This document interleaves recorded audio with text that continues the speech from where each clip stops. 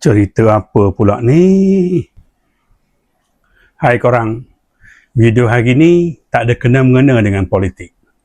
Cerita pasal Koperasi Perumahan Angkatan Tentera. Bila dengar nama Koperasi Perumahan Angkatan Tentera, mesti korang ingat tentera, Kementerian Pertahanan. Tunggu dulu, korang mungkin silap. Koperasi Perumahan Angkatan Tentera Berhad atau KPATB ialah sebuah koperasi yang mempunyai anggota dan menguruskan aktiviti serta kewangannya sendiri. Dan satu perkara yang ramai mungkin tak tahu, Koperasi Perumahan Angkatan Tentera bukanlah sebuah agensi Kementerian Pertahanan. Bukan Jabatan MINDEF. Bukan sebahagian daripada struktur pentadbiran Kementerian Pertahanan. Ianya di bawah Suruhanjaya Koperasi Malaysia. Habis tu, kenapa namanya Koperasi Perumahan Angkatan Tentera?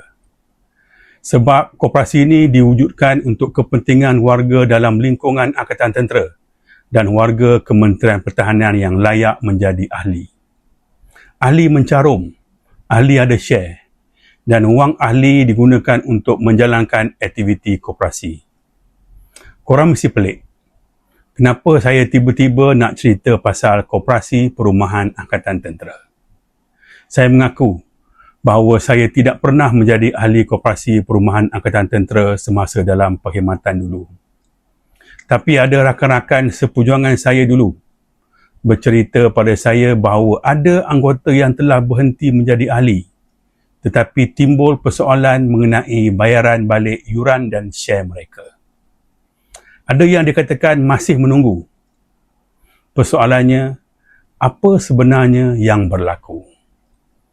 Adakah ini masalah prosedur, masalah pentadbiran, masalah kewangan, atau ada syarat tertentu yang menyebabkan bayaran mengambil masa? Saya tak mahu buat kesimpulan hanya berdasarkan cerita yang saya dengar. Sebab tu, saya nak buat sesuatu. Saya akan berjumpa dengan beberapa ahli yang dah berhenti menjadi ahli koperasi untuk dengar sendiri pengalaman mereka. Bila mereka berhenti, berapa jumlah yang sepatutnya mereka terima? Berapa lama mereka menunggu? Dan apa jawapan yang mereka dapat dari Koperasi Perumahan Angkatan Tentera? Perjumpaan akan diadakan pada 17 Ogos 2026, Isnin depan, jam 11 pagi di Wangsa Maju.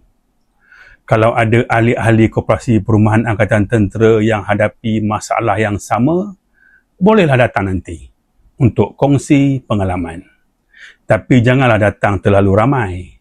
Saya dengar cerita ramai veteran tentera yang terlibat.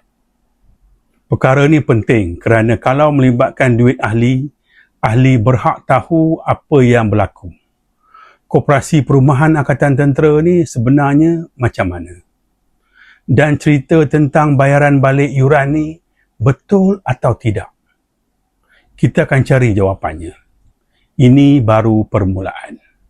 Harap-harap korang kongsi video ni dengan kawan-kawan veteran korang. Semoga jumpa di video-video akan datang. Terima kasih. Assalamualaikum dan salam sejahtera. Bye-bye.